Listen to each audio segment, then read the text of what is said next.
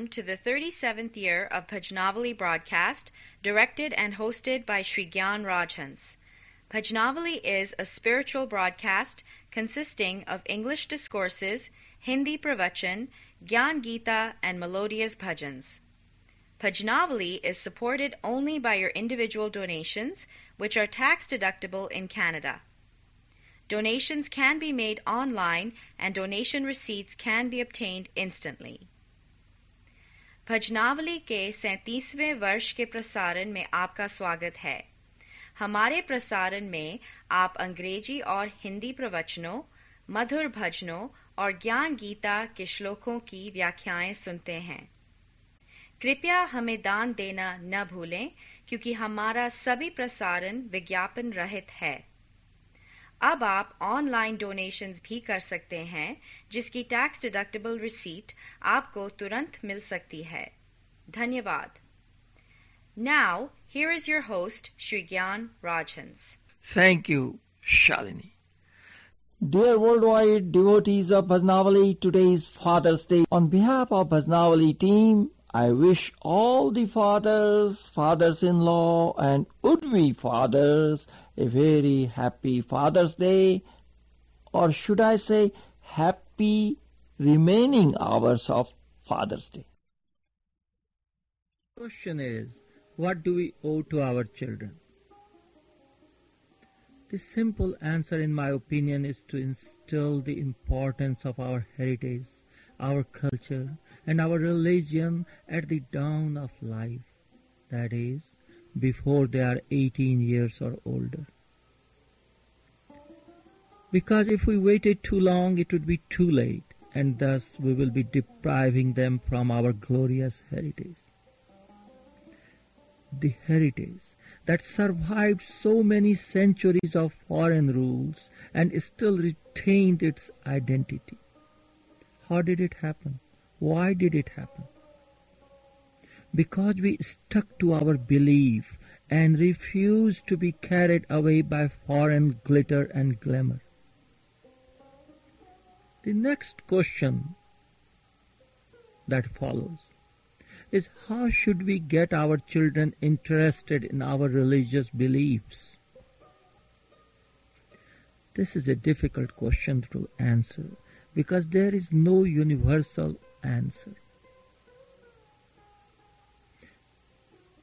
Parents have to find their own individual way of achieving this formidable task. But things become much easier if you start from the beginning of their childhood and by your actions, not by preaching. For example, our religion says Matri Devo Bhava, Pitri Devo Bhava. Revere your parents as gods. Knowing that mother and father are the visible representatives of God, the parents have to first show their respects to their parents. And how? By their actions. In other words, what I'm trying to say is that we, by our actions, have to demonstrate that if the parents are pleased, God is pleased. That child is really a good child who never speaks harsh words to his or her parents. In front of parents, one must not utter jokes, must not show restlessness, must not show anger or temper. Our scriptures say that we all are indebted to our parents, and this debt is referred to as Pitri Rin. Why? Because the parents are the cause of this body. So a man or a woman must undergo 1,000 troubles in order to do good to them. It is said that if a person has food and drink and clothes without first seeing that his or her parents are also supplied with these facilities, is in reality committing a sin. If you behave in this way to your parents, if we behave in this way to our parents, we need not utter one word of sermon or demand any respect from our children, because they will automatically follow us. Now let us search our hearts. Have we been firm in following our dharma? Have we really tried to carry out our cultural beliefs? If not, then how can we expect the children to learn about our religion and culture? What right do we have to preach and then complain? Next thing that we have to teach our children is about our debt to God, referred to as Dev Rin. People complain to me that young people nowadays have no respect for anything. We always respected our elders' wishes. They told us it was good to perform puja, to venerate the gods, and we listened to them. But now even our 10-year-old daughter or son questions us about the usefulness of performing puja. I have heard this kind of complaint numerous times. But let me ask you, why shouldn't they question? Isn't our religion based on freedom of choice? Isn't it true that every ritual we perform is logical and scientific? If it is so, then why are you afraid to answer his questions? Or is it that you yourself do not know why you do certain things? Time has changed. There has to be a rational thinking about every action you perform. If you happen to be ignorant, then do not blame the young people. Have you cared to think about the meaning behind the puja or any other ceremonies related to the puja? They are not mere mumbo and jumbo, They have a definite purpose, and they contain scientific and logical meaning, which is based on centuries of learning, which has been passed down from generation to generation. If you have forgotten the meaning and merely follow the ritual, then find someone and discover the wisdom of the sages in these ceremonies. Explain them to your children. Then they will realize the richness of our heritage. In any event, if you cannot logically explain your rituals, then at least admit your ignorance and just say that you derive happiness and peace of mind by doing puja because you have found that material things did not give you the peace of mind that you craved for so long. It is this ritual which has been handed over to you from your parents provides you faith. Now let us hear that particular bhajan which I play on every Father's Day, because although it is sung for the Heavenly Father God, but I think it is equally applicable to the worldly father. कैसे चुकाऊं इन सांसों का मोल रे, जन्म देने वाले इतना तू बोल रे.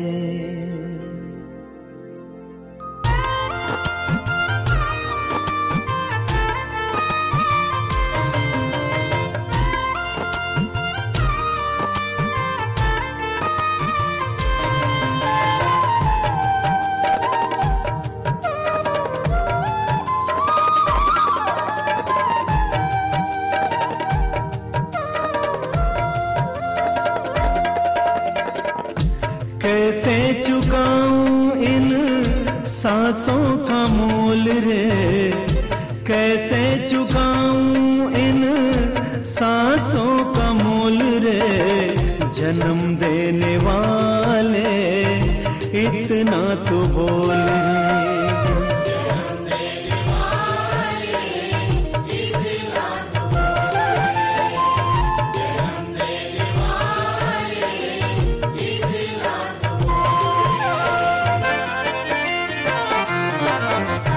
तेरे बिना लागे न मन प्रभु जी, तेरे बिना लागे न मन, तेरे बिना लागे न मन प्रभु जी, तेरे बिना लागे न मन प्रभु जी, प्रभु जी, प्रभु जी, प्रभु जी।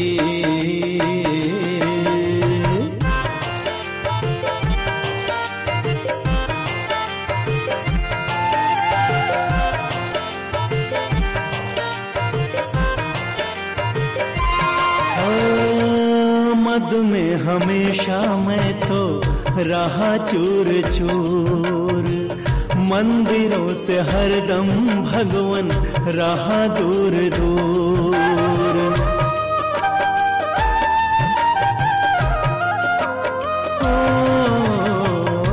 मद में हमेशा मैं तो रहा चूर चूर, मंदिरों से हरदम भगवन रहा दूर दूर।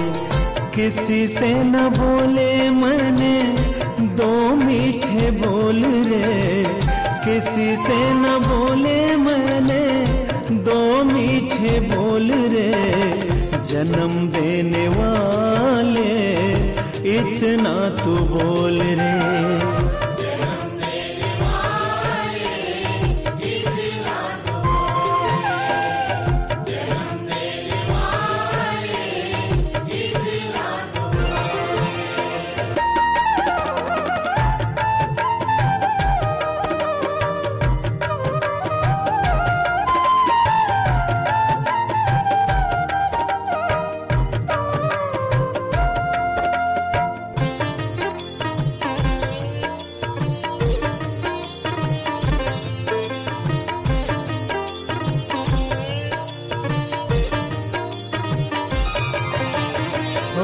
मैंने किया ना कोई दान धर्म, छल से भरे हैं मेरे सारे कर्म।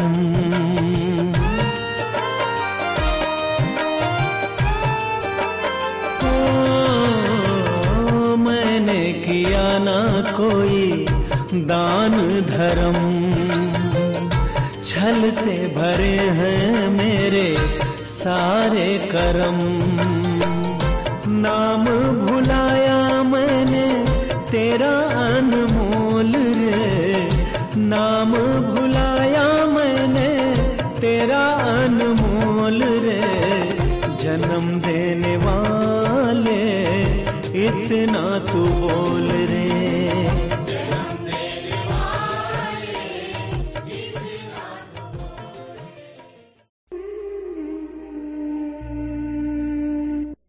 You are listening to the only non-commercial weekly Vedic religion webcast supported by individual donations. आप सुन रहे हैं वैदिक धर्म का एकमात्र विज्ञापन रहित साप्ताहिक प्रसारण. Please remember, donations can be made online by visiting our homepage. Any donation, small or large, will help us continue this commercial-free webcast. यदि आपको हमारा प्रसारण पसंद है तो कृपया हमें दान देना न भूलें. अब आप ऑनलाइन डोनेशंस भी कर सकते हैं. आपका छोटा से छोटा दान भी हमारे लिए मूल्यवान साबित होगा. धन्यवाद. And the title of the discourse is Parents as Teachers and Facilitators. Swami Tejomayananda writes, parenting is difficult, especially when dealing with children in their teens. Teenagers can be resistant and rebellious. The more you want to teach or advise them, the more they revolt. The dilemma is, Should we let them do what they want to do or force them to do what we want them to do? These questions cannot be answered in a general or sweeping manner. Every individual is unique, and no principle or set of rules can be effective all the time. A man with 6 children said that before marriage he had 6 theories of raising children. Then he married and had 6 children. Now he has no theories. When faced with a problem, whether with reference to parenting or any other issue, we must remember to keep cool. There is no use becoming over anxious or stressed. First, we need to calm down and approach the issue in a relaxed manner. Swami Tejomayanand continues, we must know that the situation we are facing is not unique. Whenever you feel that your children are misbehaving or going out of control, it would be helpful to remember your own teenage years. While parenting, we generally forget what we did as children. Not too many people can claim not to have been rebellious while growing up. Some people may have rebelled only at the mental level, but some form of resistance must have manifested at one time or another. On reflection, you will find that your worries are not because children in general are misbehaving. You are worried because your children are misbehaving. Also, the action of your child has a direct impact on you and your image. When you look at it objectively, you will discover that what bothers you more is your image. If parents are cautious from the very beginning, Swami Tejomayanand says, children will not be rebellious. If we want them to imbibe the right values, then we too have to follow the same rules. Sometimes parents ask me, Swamiji, when should we start teaching our children values and culture? I tell them, before the child is born. Because only if you have these values in you, you can help your child imbibe them. The process of learning begins when the child is in the mother's womb. What is required is not a magical solution, but a right way of looking at things. In Sanskrit, there is a small verse that deals with parenting. It says, fondle your children up to the age of 5. The next 10 years be strict with them, discipline and educate them, and when they are 16 years old, treat them like your friends. Once they have been given the right vision and values, they will follow them to a large extent. Finally, pray to the Lord to help your child make up his mind and to inspire him. If you pray and remain calm, things will change for the good. अब बारी है उस भजन की जो मेरे स्वर्गीय पिता पंडित जयदेव राजहंस को अत्यंत ही प्रिय था। प्रत्येक पितृ दिवस में उनकी पुण्य स्मृति में यह भजन सुनाने का प्रयास करता हूँ। पितुमातु सहाय स्वामी सखा तुम ही नाथ हमारे। पितुमातु सहाय स्वामी सखा तुम ही नाथ हमारे। जिनकी कछु और आधार नहीं, तिनके तुम ही हमारे। पितुमातु सहाय स्वामी सखा।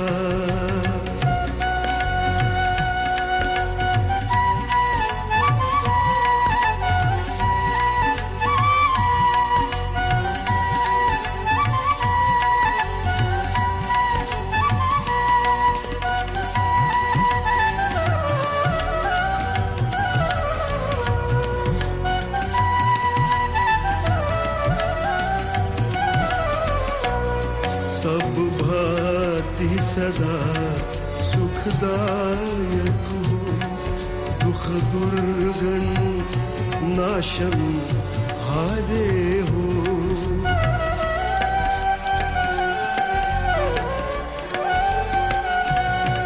प्रतिपाल करो सगरे जग को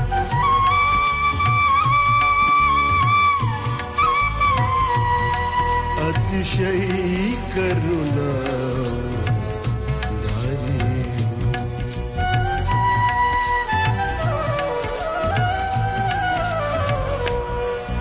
पितुमातु सहायक स्वामी सखा तुम ही नाथ हमारे हो